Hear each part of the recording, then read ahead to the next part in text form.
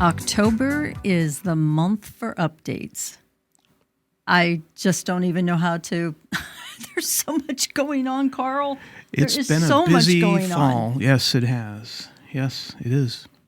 Last week you were here to help us with all the updates on this non-compete with the Federal Trade Commission. Right. But now you're starting to see all these changes with the Department of Labor and the wage and hour exemptions. That's right, yeah. I can guarantee you that 80% of our audience has not heard any of this. Yeah. And in some ways, these can be even more impactful than the non-compete rules that we talked about last week. So, so the Department of Labor, some of you already know, has come out with a revised rule involving wage and hour exemptions, people who are exempt from the minimum wage and overtime rules, and how do you get qualified, how do you become exempt, what are the requirements for that exemption. And this Department of Labor rules have changed regarding the minimum level of compensation you have to receive in order to qualify for the executive, administrative, or professional exemptions, the most common exemptions to the wage and hour laws. Well, and if we would just do a real quick recap, It was $35,000 roughly. Mm-hmm. And then look how big that jump was. That's right. Effective on July 1st of this year, just a couple months ago, the professional executive and administrative exemptions minimum threshold for compensation, in other words, you had to make that amount or more in order to be exempt, that threshold went from $35,000, about $35,500 and some change, to $43,888, roughly from $684 a week to $844 a week. And that has to be, those minimum salary levels have to be met in order for the exemption to apply. What that means, in effect, is that some of the people who fall into that delta, that difference between the two, may no longer be exempt and will be subject to and eligible for overtime, whereas before they might not have been. So, which, of course, is the intent of the rule, right, to get more and more people below that threshold so that they can be paid overtime for hours worked in excess of 40 in any work week.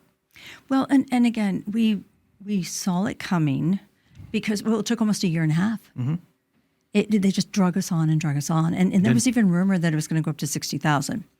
And most of the team has, most of our viewers have heard us talk about that new threshold, but help us understand the challenges that are happening now.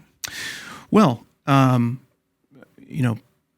lot of it has to do with, how do you plan for that change in classification? You've got people who are administratively or exempt administratively, professionally, or from an executive standpoint, who are not eligible for overtime. They may work for 40, 50 hours a week, and that's pretty common, particularly in that mid-level, early, low-level manager. Mm-hmm. A lot of organizations who have working for people who are exercising some management responsibility may be exempt, but they're not highly compensated people. So they fit just above that old threshold and therefore satisfy the exemption requirements. Now they may not.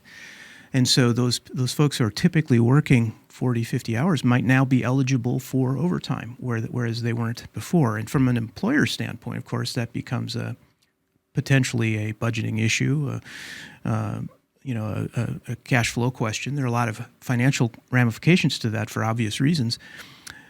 I mean, it could be a real advantage for some employees who are in that kind of middle ground, that just above the threshold or just below the threshold now for exemptions. So it is a hugely important development, and the change that occurred in July 1 is not the end of it. There's another change that is due to happen on January 1st of 2025.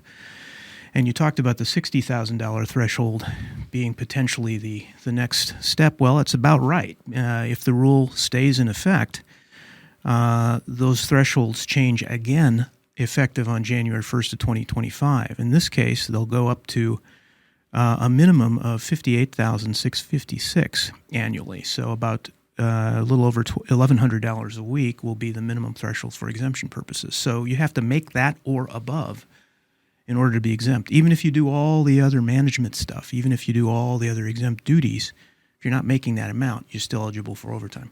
And then thank you for saying that, because again, we want to emphasize that the rest of it isn't changing. Mm-hmm. So you could have an accountant, and if they're not making that threshold, even though their expertise and knowledge was gained from a higher institution.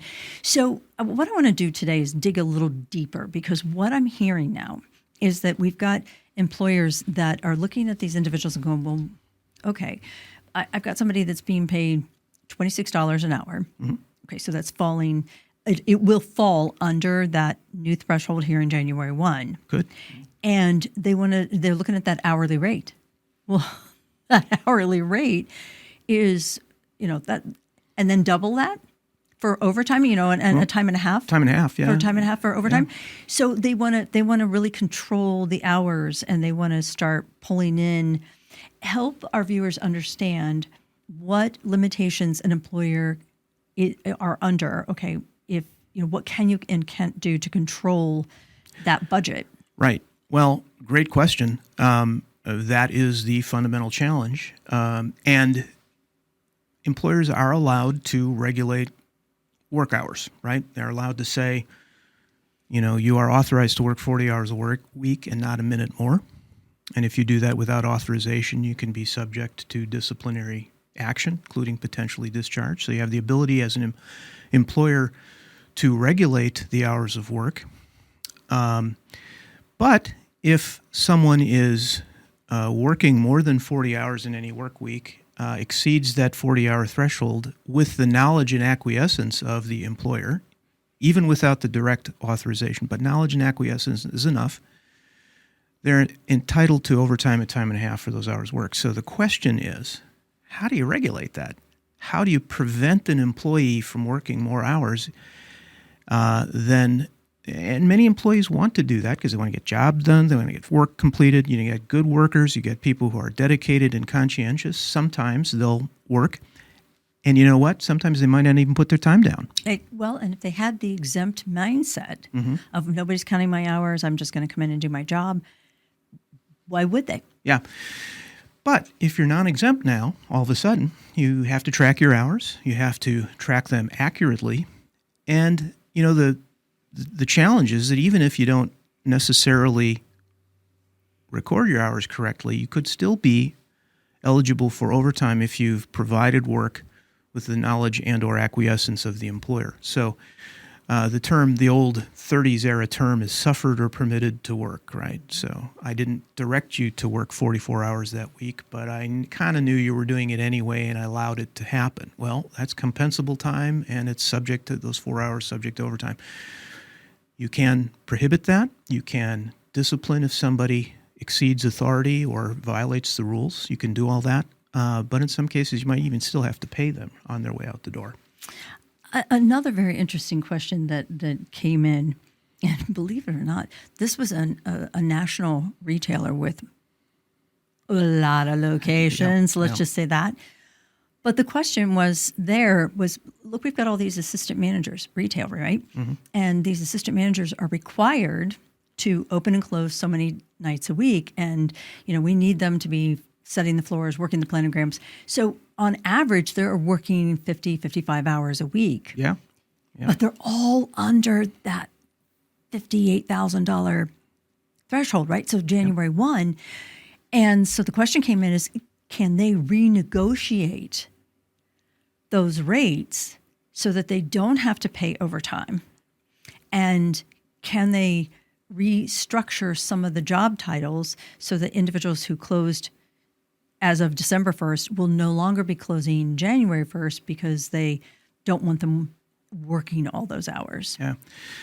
Well, interesting set of questions there. Question number one, I think, and this comes up a lot in my practice, can we cut a deal with our employee to make it make overtime optional or withdraw overtime under certain circumstances? The short answer to that is no, you can't. You can't waive minimum wage and overtime requirements. You can't, by agreement, even if I'm a well-intentioned employee and I really want to do a favor and I really love my job and I'm willing to take a pay cut, but I willing to enter into sign whatever my employer gives me, that agreement to waive my right to overtime compensation will not be enforceable. The Department of Labor will not enforce that, and in fact will require the employer to cut a check for the overtime regardless of that deal. So short answer is that one doesn't work. Can you restructure job responsibilities? Are there ways to structure a position that'll make it exempt? Well, again, you still have to get above that wage threshold, right? That's really the crux of it. And a lot of employers are looking at this. They're saying, well, okay, I can do one of two things. I can keep this person as a non-exempt middle manager where I have to pay them overtime for all these extra hours, or I can bump their salary up to $59,000 a year. All their duties are already managerial in nature, so they qualify under the duties test, and they're now just above that minimum compensation threshold, so they technically be exempt. Which one is the more cost-effective solution for the employer is the real question from their perspective. And, from the employee's perspective, a lot of employees like being exempt. They like how that feels. Isn't that amazing? They like how that feels. Absolutely fascinates me. If you and I could get overtime, yeah. Holy shnikes, my life would change. Yeah, that's right. This whole ego thing around not clocking in and being exempt just baffles me. Yeah. Well, it is a kind of prestige thing, and I get that. We all want to seek advancement. We all want to have a position where we can be proud of our advancement, proud of our authority, proud of the things that we've accomplished. And traditionally, one of the ways that we've marked our advancement through an organization is going from that hourly position to a now exempt managerial position that feels different, that feels important, that, right, wrong, or indifferent, that's a valuable thing for some folks. So, but it doesn't pay the car payment, and it doesn't pay the rent. Yeah. It doesn't. You might actually be making more money if you were taking the overtime, right? Exactly. That's what I'm saying. I just don't understand. Yeah. But again, I for a lot of folks, money isn't the primary motivator, and I think that's one of the essential lessons we learn in HR. I know you know it as well as anybody in your field. Money is a motivator, but it's not always the most important one, and sometimes not even a motivator at all. There are many other things in an employment world that motivate people: culture, advancement, opportunity, all those soft things that we don't always think about are in the real world sometimes more important to people than the actual paycheck. It just dawned on me. I know you've been in a mediation where we've been able to offer some of those softer things in when they think they're going to walk out with $1 million, and then, but what if we gave you, or what if they agreed or negotiated? And they sometimes, many times will come to a compromise off that money. Sometimes. You're absolutely right. Sometimes it happens, yeah. That's a good point. Yeah. So again, these are ways of, I think, thinking differently about that difference. But yeah, I mean, I think as the compensation thresholds increase, and they will increase regardless of what happens in the courts, eventually we'll see higher compensation thresholds. Thinking about alternatives and options still within the framework of the law, but there are other choices for employers and employees to make that are legal, that work, and that might really serve the purpose of both parties. So the answer to that is yes, you can renegotiate the terms of employment with your current staff if you feel that it's in the best interest of the company, and it might be in the best interest of the employee as well. And you need to be doing that early, because right now in October, you only have a matter of weeks, if you really think about it, till this new threshold steps in. Mm-hmm. And it may take you weeks to get your entire organization on board with what changes you have to make. Right.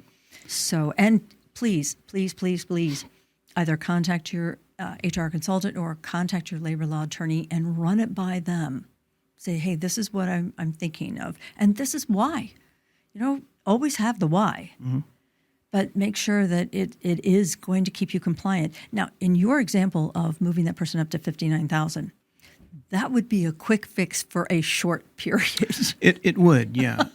Because within, the next year or two? Well, again, in 2027, if this rule survives, and that's the other thing we need to mention, it's subject to court challenge. We're going to know by the end of the year whether these automatic adjustments will survive going forward. But if those automatic adjustments do occur, they stay in the law, we'll have another adjustment probably in 2027. So, staying ahead of that curve is not going to be easy. Yeah.